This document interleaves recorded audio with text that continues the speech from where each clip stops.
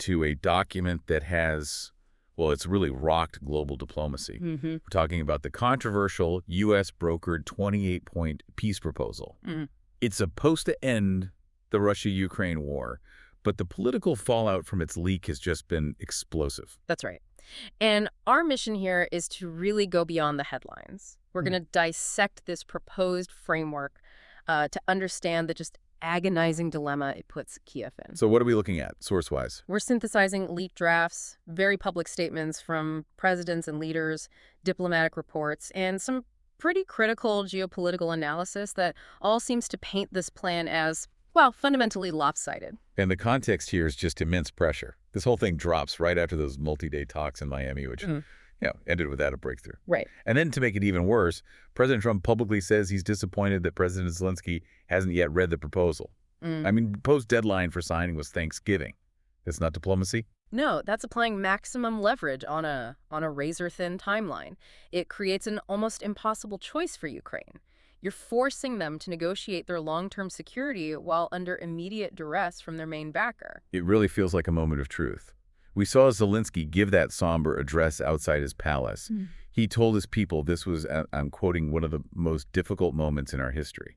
He had to be brutally honest about the stakes. He really distilled the core conflict they're facing now. He said they have to make a very difficult choice, either the loss of dignity or the risk of losing a key partner. Wow.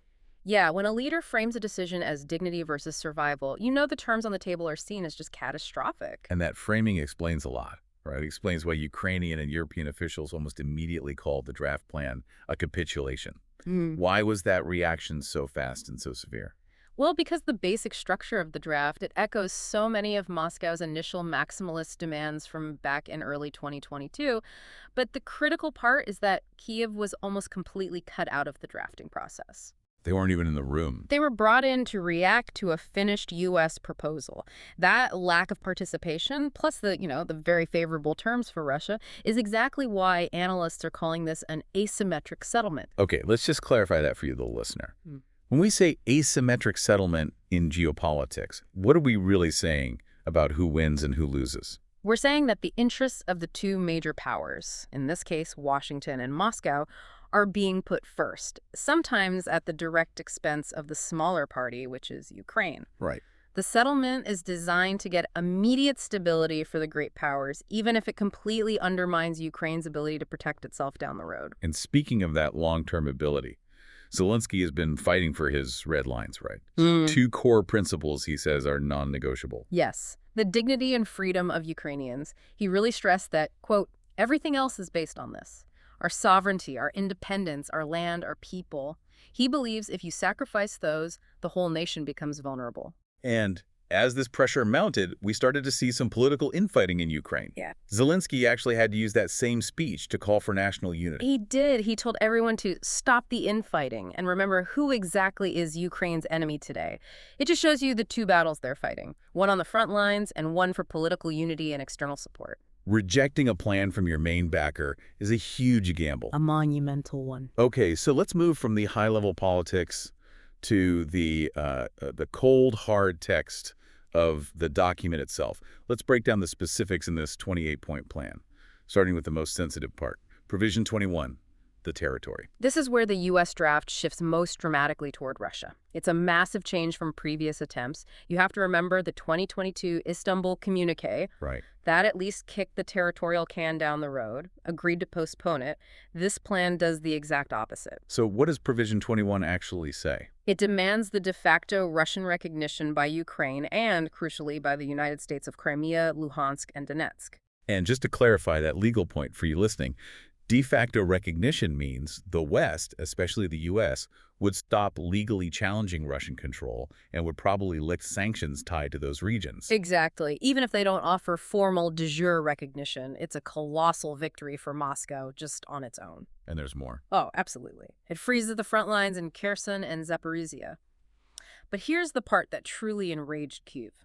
It requires Ukraine to withdraw its forces from the roughly 2,500 square miles of Donetsk Oblast that it currently controls. Wait, say that again. They have to withdraw from land they control now? Yes. That area would then become a demilitarized neutral buffer zone, which would be internationally recognized as territory belonging to the Russian Federation. So not only are they giving up occupied land, they have to actively abandon their own sovereign territory. That just makes the asymmetric label undeniable. And the military and security limits are designed to lock that asymmetry in place for good. Provision 7 says Ukraine must write into its constitution that it will never join NATO. And NATO has to agree. Yes, NATO must adopt its own statute that precludes Ukraine's membership forever. It's an internationally enforced neutrality. And the plan also limits Ukraine's own army, even as a neutral country. It does. Provision 6 caps Ukraine's armed forces at 600,000 personnel. The numbers fluctuate, but analysts estimate they're currently near 880,000. That's a reduction of over 280,000 people. It's a major blow. Hold on. If the force is 880,000, a cut of nearly a third sounds huge. But are those all critical combat troops, or is this more symbolic? That's a great question. I mean, some cuts would come from non-combat roles, sure. But critics argue the sheer scale of it just weakens their whole structural capacity to defend a long border. It really reinforces the idea that the goal isn't peace, it's an engineered weakness. A tethered goat idea we'll get to later. Precisely. Okay, now let's talk about these so-called U.S. security guarantees in Provision 10. They seem unreliable, to put it mildly. Conditional is an understatement. If you look at the fine print, the guarantees are clearly transactional. They actually require the U.S. to receive compensation for providing them. Compensation. So it's like a paid service. It's a paid protection racket, essentially. It completely changes the nature of a traditional security alliance. But here's where it gets truly wild. The guarantee immediately lapses if Ukraine invades Russia, which, okay, but also if Ukraine unintentionally fires a missile at Moscow or St. Petersburg without cause. An accidental missile strike. Awesome. A clause for that. This says everything about the level of trust here. It speaks volumes. It's basically a legal exit ramp for the U.S. It shows the guarantees are structured more to limit U.S. liability than to actually promise anything to Kyiv. Let's shift gears to the money. Provision 14, the part about frozen Russian assets.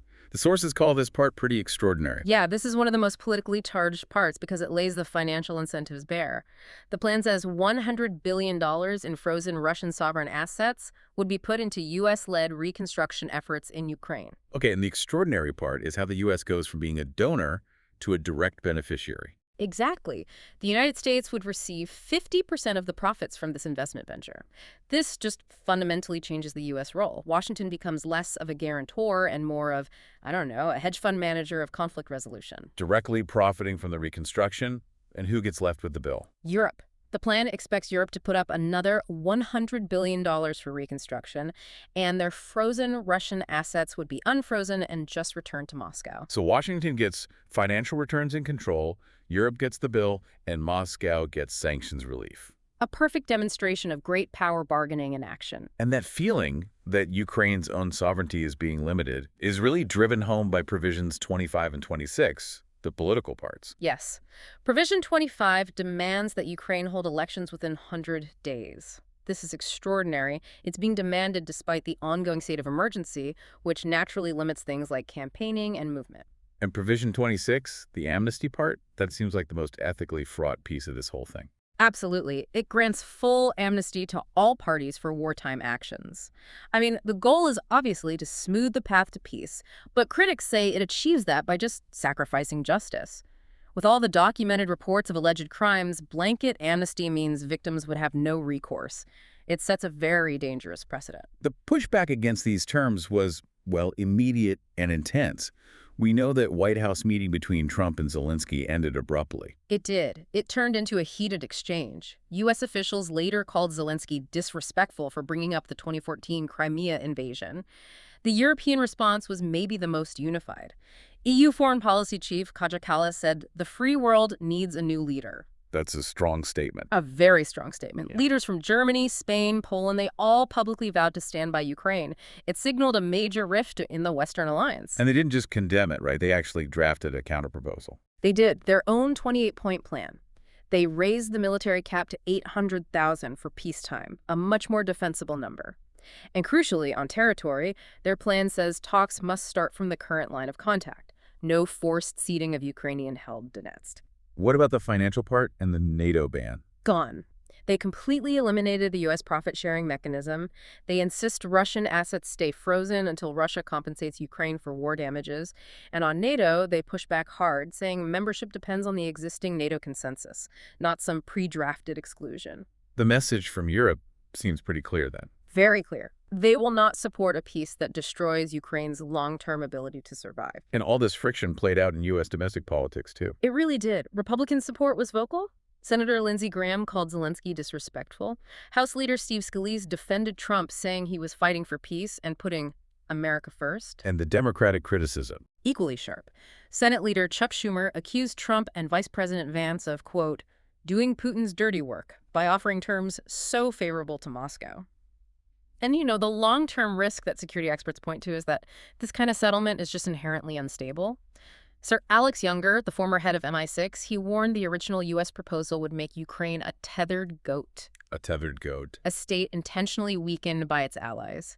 He said it would almost guarantee the war would restart because Russia would just exploit that engineered vulnerability. A peace that prevents you from defending yourself isn't peace, it's just a ceasefire. So where does all this leave us now? Negotiations are obviously very fluid. We're hearing the U.S. plan is down to 19 points. Europe has its counter-proposals.